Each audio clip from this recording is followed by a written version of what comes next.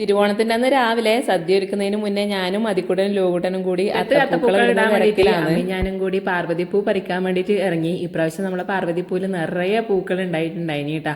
അതുകൊണ്ട് നമുക്ക് ഇത്രയും ദിവസം അത്തപ്പൂക്കൾ ഇടാൻ പൂ പറിക്കാൻ വേറെ എവിടെയും പോകേണ്ടി വന്നിട്ട് ഇപ്രാവശ്യത്തെ ഓണത്തിന് അമ്മയും ഞാനും മാച്ച് ആക്കിയിട്ട് ഒരേപോലത്തെ നൈറ്റിയിൽ ഇട്ടിട്ട് അത്തപ്പൂക്കൾ ഇട്ടതിന് ശേഷം നേരെ വീട്ടിലേക്ക് പോയിട്ടാ.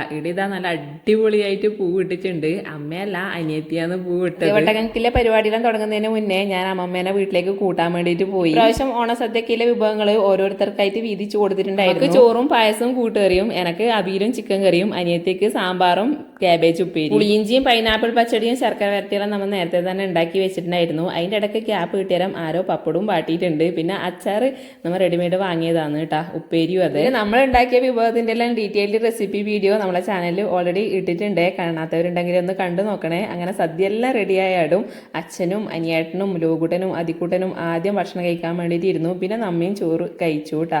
അതിന് ശേഷം നമ്മൾ എടാട്ടേക്ക് വസന്തമ്മേനെ കാണാൻ വേണ്ടിയിട്ട് പോവാൻ റെഡി ആയിട്ടായിട്ട് ഇതാണ് അനിയേട്ടൻ്റെ ഓണക്കോടി. എടാട്ട് എത്തുമ്പോഴത്തേനും ഇതാ എല്ലാവരും വന്നിട്ടുണ്ടായിരുന്നു. ഏട്ടത്തിയമ്മയും മക്കളും അനിയൻ്റെ ഭാര്യയും മക്കളും അനിയേട്ടനും അനിയനും എല്ലാവരും കൂടി നല്ലൊരു രസമുണ്ടായിരുന്നു. വൈകുന്നേരം ആയിരുന്നു നമ്മൾ എടാട്ട് എത്താൻ വേണ്ടി. എല്ലാവരുടെ വകയും വസന്തമ്മക്ക് ഓണക്കോടി കിട്ടിയിട്ടുണ്ടായിരുന്നു. നമ്മളെ വക സാരിയാണ് കേട്ടാ കൊടുത്തത്. ഇതാ ഈ സാരിയാണ് നമുക്ക് ഓണക്കോടി കൊടുത്തത്. നമുക്ക് ഒരുപാട് ഇഷ്ടമായി. പിന്നെ കുറേ നേരം സംസാരിച്ചിരുന്ന് രാത്രി ഭക്ഷണമെല്ലാം കഴിച്ചിട്ടാണ് നമ്മൾ വീട്ടിലേക്ക് തിരിച്ചു വന്നത് കേട്ടാ.